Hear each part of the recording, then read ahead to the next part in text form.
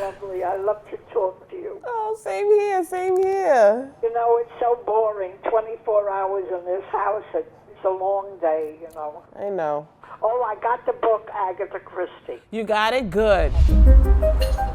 Us as human beings are social creatures, and the evidence is suggesting that without that social contact, there are actually measurable negative impacts on both physical health as well as mental health. Regardless of where you live or how old you are, you might feel lonely at some point in your life. I know I have. But this feeling of loneliness and isolation is much more serious than you think. And those who suffer from it the most are those we praise for having lived long and healthy lives. It's depressing. I'm homebound. Sometimes I'm alone, right, all day, and I say to myself, who am I going to call? I'm reaching people who are in need of just feeling connected.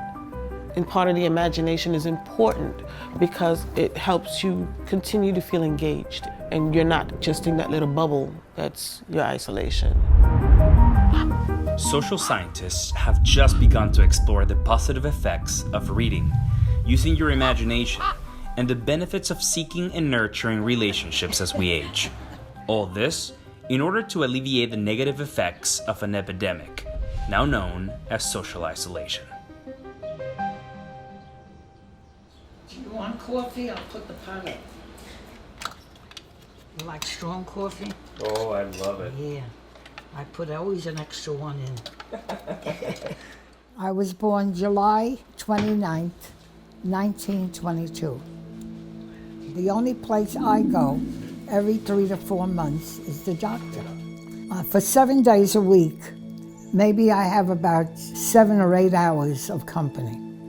Otherwise, I'm alone. We're a trash plant in Hartford, and with 2 dive teams working in 2 separate ponds in Avon. My mom was very, very sociable, always inviting people over, and she would travel. So she's been around, you know, and she's not someone who lets grass grow under her feet.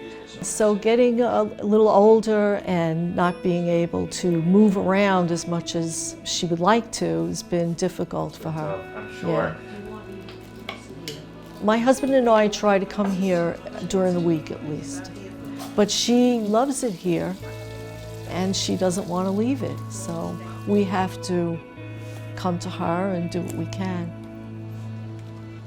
Social isolation is not unique to older individuals, but older age is actually one of the biggest, if not the biggest, risk factors for social isolation. And studies show that things like loneliness and social isolation can be as potent as things like smoking and diabetes. And he's not kidding. The effects of isolation and loneliness are comparable to smoking as many as 15 cigarettes a day, to be specific. Other negative health effects can be chronic health conditions such as heart disease, a weakened immune system, high risk for depression and anxiety, and the worsening of dementia and Alzheimer's. Now, when you factor in that 1 in 5 people over the age of 50 live alone in America, that's 8 million people, and that thanks to medical advances, the older population has been increasing exponentially, the effects of social isolation are then technically recognized as an epidemic. These, you know, we just love looking at them. I'm just trying to remember where everything is. Some of them are from when she was a child. This is one of their wedding pictures, their wedding day. They were 20 years old. I found some smaller albums.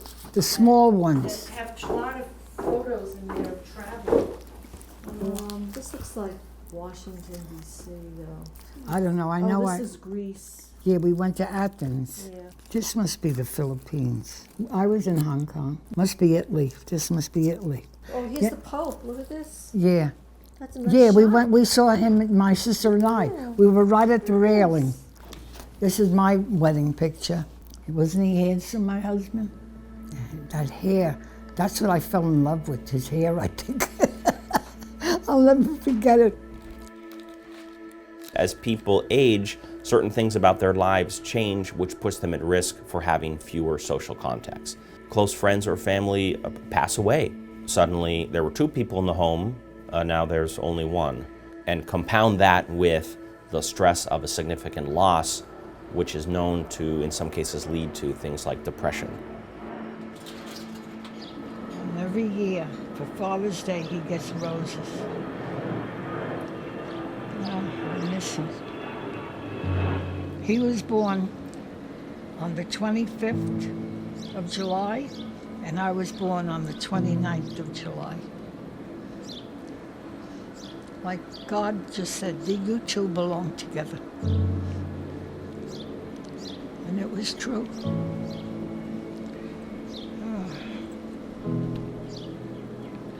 Oh, well, what could I say? When I'm ready to go, I'm sure he'll be there waiting for me. Just let my children be well. That's all I think of. My grandchildren.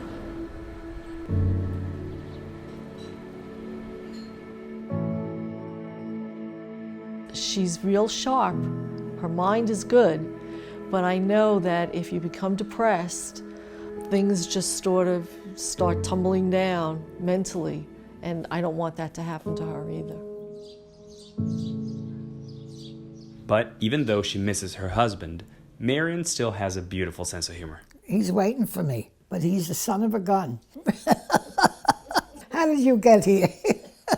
And even though she's homebound, there are easy ways to get around the feeling of isolation. Who's that? Judy? Hello. Yeah, put her on camera. Oh, you look so good. Everything was very nice. Oh, good. And now where what part of Scotland are you? You know, if you're out there and you go more than a week without having a meaningful social interaction, that's an indication that you might be at risk. And again, to some extent, there are things we can do about it. So smart. And one of those things, or options, might just be right around the corner. You might see public libraries as places to study or browse the internet for free, but chances are your local library has programs made specifically for older adults. I'm the coordinator of Books to Go, Books by Mail program. On a basic level, it's just providing library materials to people who are homebound. But for me, it's a little more. And for the patrons, it's a whole lot more. You don't know how much pleasure you've given me. Aww. Everything you send me, I enjoy. I never had such wonderful books to read. Oh, thank you. Just the relationship on the phone. It feels like, it's not even almost, it feels like she's family. I know it's the same with her. You know, we connect on that level. And it started with a book. It started with a book. You know what reading does for me? It puts me in a different place. And when I read that book, I'm there. Whoever is in that book, like a character, I become almost them. Some research suggests that reading regularly can help us keep a sharp mind during our older years. But for many, including Marion, reading is more than a mental exercise. Imagining the world she reads about gives her a sense of freedom. So I thought it'd be fun to ask her if she could describe what she imagined as she read a few lines from one of her favorite poems. We put it on screen for you to see. The Raven by Edgar Allan Poe. Once upon a midnight dreary, while I pondered weak and weary over many a quaint and curious volume of forgotten lore, while I nodded, nearly napping, suddenly there came a tapping, as of someone gently rapping at my chamber door. 'Tis some visitor, I murmured, tapping at my chamber door. Only this and nothing more. Oh, that's beautiful. It really is beautiful. It's too bad he was crazy. You know, I wonder 20 years from now, or even 10 years from now, you don't know what your health is going to be like.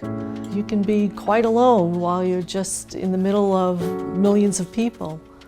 It does give me pause to consider what would I do. And she's right. We don't know where we'll be in 20 or 30 years down the road. But Marion's story is an important one. It made me realize how easy it can be for some of us to take meaningful connections for granted. So maybe all we can do is to try and spend more quality time with our families. Or give a friend a call instead of just sending a text. Or, like me, visit a new friend. and have a conversation over a cup of strong coffee.